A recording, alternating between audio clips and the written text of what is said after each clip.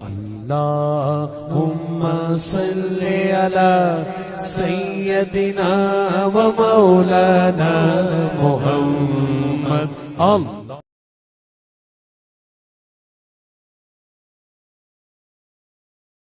حضور علیہ السلام سے جب پوچھا گیا کہ حضور سب سے بڑا گناہ کون سا ہے، تو آقا کریم علیہ السلام نے فرمایا کہ سب سے بڑا گناہ یہ ہے کہ ان تجعل للہ ندًا، کہ تو اللہ کے ساتھ کسی کو شریک ٹھہرائے. وہو خلقک، حالانکہ اس نے تجھے پیدا کیا، تجھے تخلیق کیا، اور تو اس کا شریک بنا کے بیٹھ جائے. کہا یہ سب سے بڑا گناہ ہے.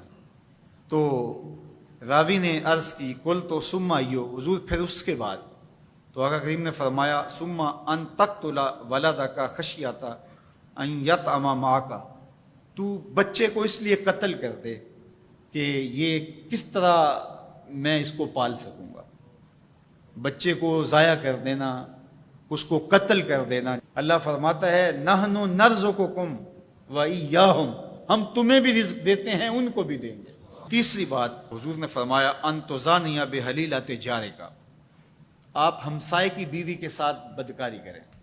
تو یہ بڑے گناہوں میں سے، ہمسایہ ماں جائے کی طرح ہوتا ہے، اس کی دیوار سانجھی ہوتی ہے، اس کی عزت سانجھی ہوتی ہے. اور اگر کوئی شخص طاق میں رہے اور ہمسایوں کے گھر گھس کے ان کی آبرو ریزی کر دے، تو یہ تین بڑے گناہ جو ہیں ان میں سے ایک بڑا گناہ اللہ کے محبوب علیہ السلام نے ارشاد فرمایا. حضرت عبداللہ ابن مسعود رضی اللہ تعالی عنہ سے یہ روایت مروی ہے کہ لا احد اغیر من اللہ عز وجل، اللہ سے زیادہ کوئی غیرت مند نہیں ہے. اللہ سب سے زیادہ غیرت مند ہے، اور اس کی غیرت کا تقاضا یہ ہے وَلِذَالِكَ حرم الفواحش ما ظہر منها وما بطن، کہ اس نے بے حیائی کو چاہے وہ پوشیدہ طور پہ کی جائے یا اعلانیہ طور پہ کی جائے اس کو پسند نہیں کیا، اور اس سے اس نے منع کر دیا اور لوگوں کو روک دیا، حرام قرار دے دیا، اس لیے کہ وہ خود غیرت مند ہے. غیرت مند مالک غیرت کا سبق دیتا ہے اپنی مخلوق کو. اللہ تعالیٰ قرآن مجید میں ارشاد فرمایا وَلَا تَقْرَبُوا الْفَوَاحِشَ مَا ظَهَرَ مِنْهَا وَمَا بَطَنَ، فحش کام کے قریب نہ جانا، وہ اعلانیہ طور پہ کرو یا وہ مخفی طور پہ کرو. تو مفسرین نے لکھا کہ جو بدکاری ہے وہ مخفی فحش ہے، اور شراب نوشی یہ اعلانیہ فحش ہے. شراب نوش جو ہے وہ چھپ نہیں سکتا. بدکار بعض اوقات ایک مدت کے لیے چھپ جاتا ہے، لیکن یہ بات ذہن میں رکھیے کہ جو بدکار ہے وہ دنیا کے اوپر رسوا ضرور ہوتا ہے، اس کے چہرے کا نور چھین لیا جاتا ہے، اور اس کے اوپر مصیبتیں مسلط کر دی جاتی ہیں، اور اللہ کے قہر و غضب کا شکار ہوتا ہے. اس کی دعائیں قبول نہیں ہوتی، نیک لوگوں کی دعاؤں سے اس کا حصہ نکال لیا جاتا ہے، لیکن بہرحال ایک مدت کے لیے چھپ جاتا ہے. لیکن شرابی اپنے جرم کو نہیں چھپا پاتا.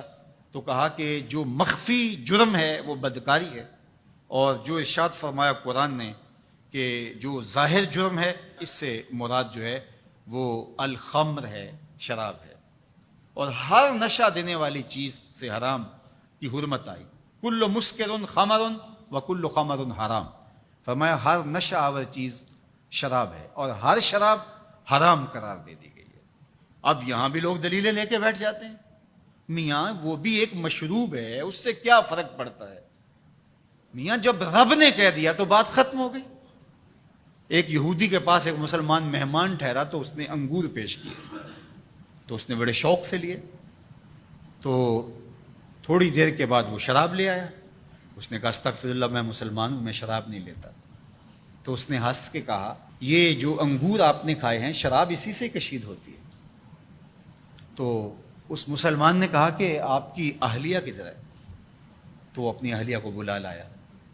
تو کہا آپ کی کوئی اولاد بھی ہے؟ کہا ہاں میری بیٹی ہے، اس کو بھی بلا لاؤ. تو اس کو بھی بلا لایا. جب دونوں آ کھڑی ہوئی تو کہا کہ یہ حلال ہے تیرے لیے، اور یہ بیٹی اسی کی ہے، اور یہ حلال نہیں ہے. تو جب اس یہودی نے یہ بات سنی فقال اشہد ان لا الہ الا اللہ وحدہ لا شریک لہ واشہد ان محمدا عبدہ ورسولہ. کہا اتنی خوبصورت دلیل، اتنی خوبصورت دلیل. کہا انگور سے شراب نکلی ہے تو شراب حرام کیوں، انگور حلال کیوں؟ تو کہا مجھے یہ بتاؤ کہ تمہاری بیوی تمہارے لیے حلال ہے، تمہاری بیٹی تمہارے لیے حرام کیوں؟ کہا بات سمجھ میں آ گئی۔ تو میرے رب نے بعض کا تو اس کی حکمتیں ہمارے علم میں نہیں ہوتی، اور حکمت نہ جاننے کی وجہ سے ہم کہتے ہیں کہ یار یہ بات سمجھ میں نہیں آتی۔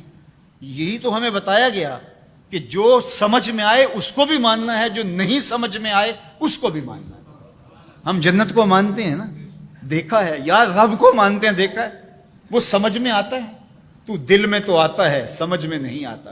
میں جان گیا بس تیری پہچان یہی ہے۔ ہم تو سب سے بڑی حقیقت کو بغیر دیکھے مانتے ہیں، بغیر سمجھے مانتے ہیں۔ ادراک فہم کی حدود سے ورا ہے، عقل و خرد کے دائروں سے ورا ہے، لیکن اس حقیقت کو ہم مانتے ہیں تو اس کے کہے ہوئے کو کیوں نہیں مانیں گے؟